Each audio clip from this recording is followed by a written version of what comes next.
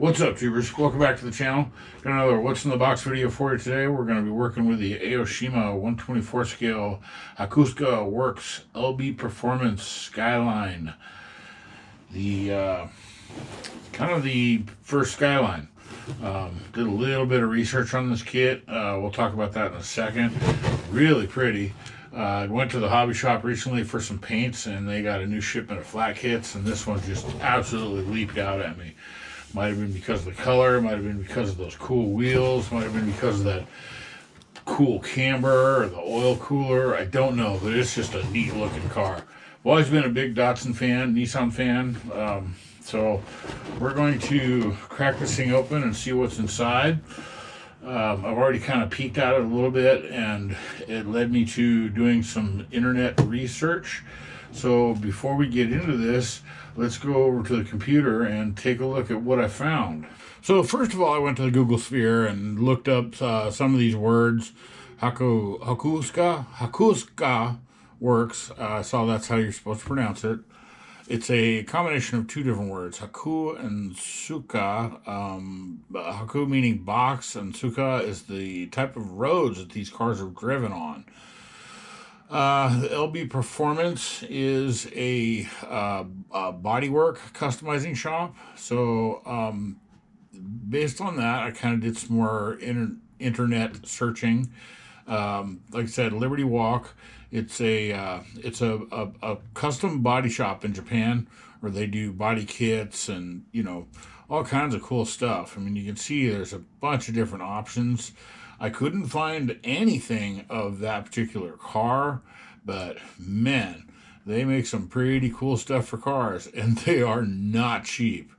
I'm not even going to bother clicking on the buy now because we're not gonna. But wow, that's a good looking car. And then so I went a little bit further and looked, like how much are they? What's I see that one sold for $250,000. Wow. And they made less than 2,000 of them. There was 1,945 of these particular models made. And what they are, it's the first Skyline, basically, from what I read, what I understand. It's a double overhead camshaft S20 engine that produces 158 brake horsepower at $7,000. So it's a high revving, high horsepower motor for a car that weighs 2,400 pounds. That's a pretty big horsepower to weight ratio. The thing screams. And I looked a little bit more, and I found this really cool article. I'll put a link in the description if you want to read it. It's kind of the history of these cars. Some really, really interesting information in here. But talking about the first ones and the race inspired and the people, the guys that got into it, and what it started. Let's see. There's many reasons they called him Mr. Skyline. You can see from this picture, I mean, it's got a beautiful inline 6 2-liter that just screamer little motor. Independent 4-wheel suspension. Pretty neat. So again, I'll put a link in the description of this article if you want to get into it and read it. It's got some neat specs. Good little history about it. They're super, super rare. Like, well, let's see, what did this piece say? The original Hakusoka GTR is so rare, finding one in Australia is almost impossible. They're told by clubs that only one genuine car resides in that country. So, yeah, I don't know. It's a pretty neat ride.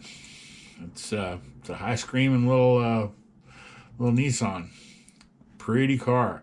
And I'm pretty excited about this Liberty Walk body kit that it comes with, the LB Performance. So, again, I'm not sure why this one jumped out at me, but it did.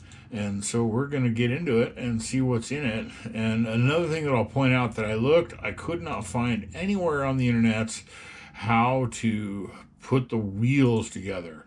Or not the wheels, but how to make the the camber in the kit. We'll talk about that in a second when we get into it. I found, one place kind of did talk about the parts a little bit, but there's nowhere in the instructions that say how to assemble it. So we're going to be shooting blind on that one. So let's jump back over to the bench and open this box and see what's inside. Might have been the color. I don't know, but it jumped out at me. And I actually happen to have a pretty nice purple that is pretty close to what's on the body. I mean, that's pretty comfortable. Pretty comfortable. Comparable. Wow, words. I'm just too excited. So we're going to be using that. I did a couple tests with the clear and with it or without it, and that's what we're going with. That's going to be the finished color on this kit with the 2-part wheels that paint up. So we're going to pop the top, flip it, and check it. So before we get into any of this, let's right away look at the instruction sheet that with these AOSHIMAs, Fujimis, Tamiya, they're pretty similar. They have a really neat description of what's in the kit, the parts trees, and it took me, I finally learned that the grayed out areas mean that those are parts to not be used. But in this one, it actually indicates those are the parts for the body kit. So, like I said earlier, there is no indication in here anywhere of how these cambers go together. Hopefully once I get it apart and start looking at it, it'll become self-evident.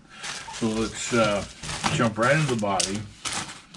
Beautiful, beautiful Nissan. Love these old school cars. And this one looks really nice. Let's get a little more light on it. There we go. Good looking mold. Really good looking mold. Nice and clean. I don't see any excess mold lines. No flash. Plastic feels good. It feels solid. Really pronounced logos throughout. The indicator lights, the turn signals, really stick out. It looks good. Probably, I mean, just a minor bit of scribing to pull out those panel lines, but not a lot. It's a really good looking body. Good looking lines to it.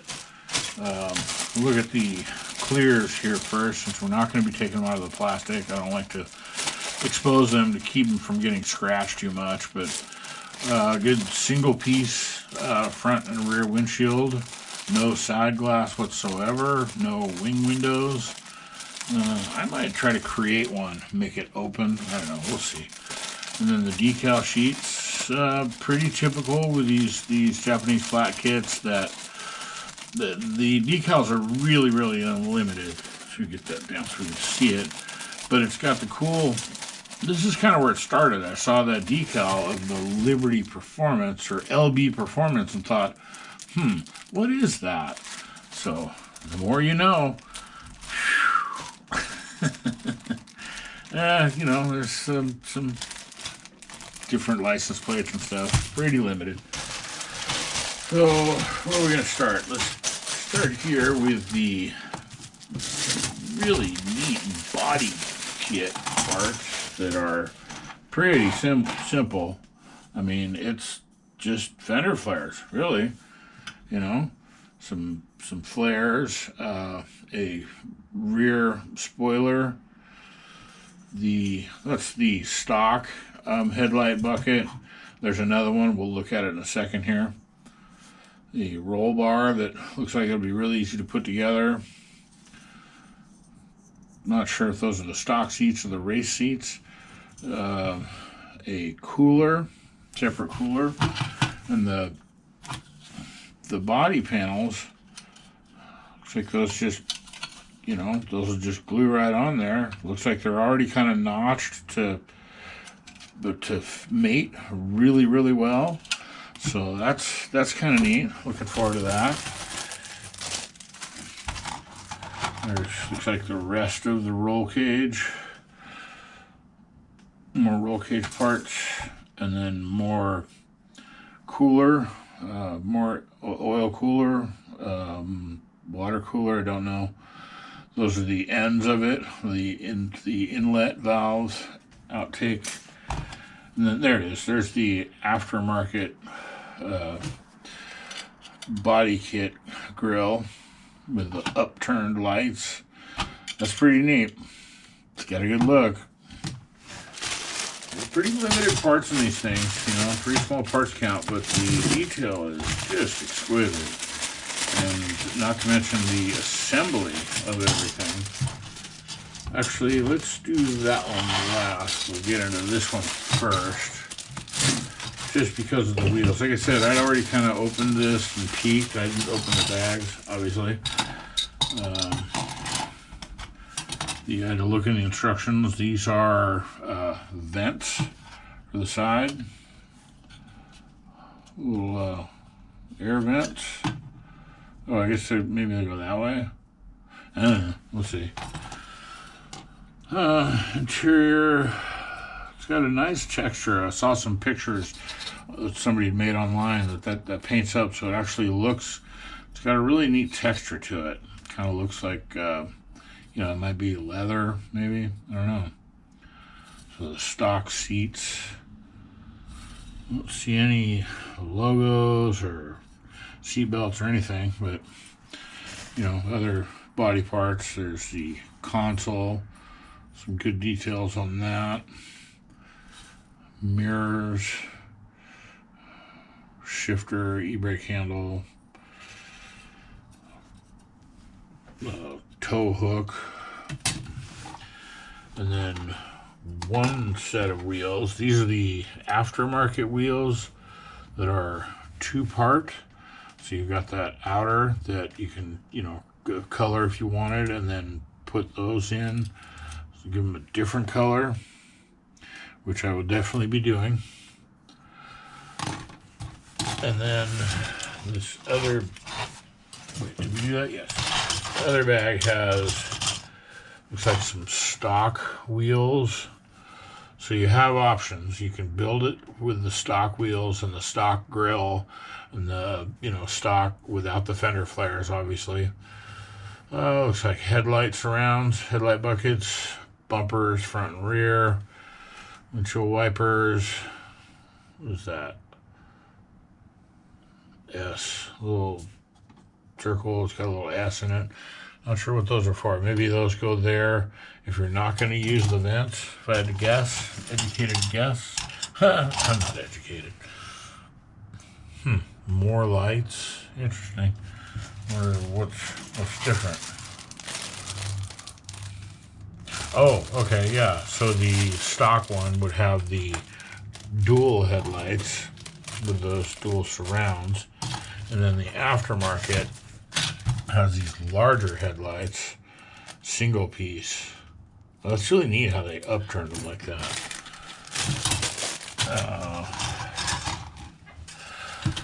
The chassis with it, not only does it have a nice, good, prominent details, but it has an interesting texture, almost like an undercoating. You gotta have the undercoating. Some good details there. The dashboard has really crisp indicator, all the gauges and everything. Has some really good detail in there. Sorry the camera can't pick that up, but they look really good. Some toothpick painting, and those look nice. And then there's the stock grill with a honeycomb with a GTR. Stock suspension components, door cards, which again have that really neat texture on them.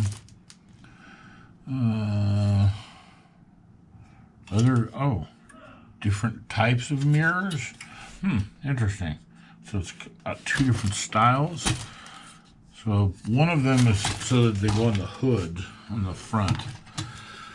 And then here, this is the fun part. Look at these tires. Oh my gosh, they look so good. Thick boys. Look at that. Nice rubber, beautiful tread pattern. It's got a bulge to it, like they're stretched wheels, stretched tires, I mean.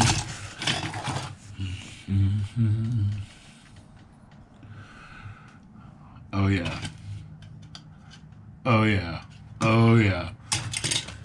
And then lastly, and there's also a piece of line for, I'm assuming for the cooler, the oil cooler. That's pretty neat. That's cool. Cooler. And then this last tree that has, I'm guessing that has to be for the camber adjustment. See, it's got like two prongs that, here, let's just pop one off. I'd paint stuff off the trees anyways, so I'm not too worried about it. I know a lot of people like to paint on the trees. I don't. I prefer to take everything off and file it and sand it, get a good surface prep on there. I'll take one of these beautiful wheels off too. I found one of the tricks to less prep is the closer you can get that cut, the smoother, the less prep there is afterwards. So, wow, that really sticks in. Interesting.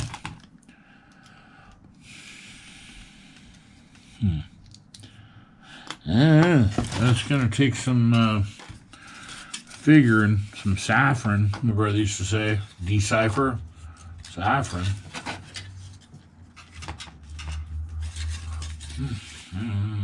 Yeah, it looks like it's got a little notch there. So, which way would that go? Like that? No, like that.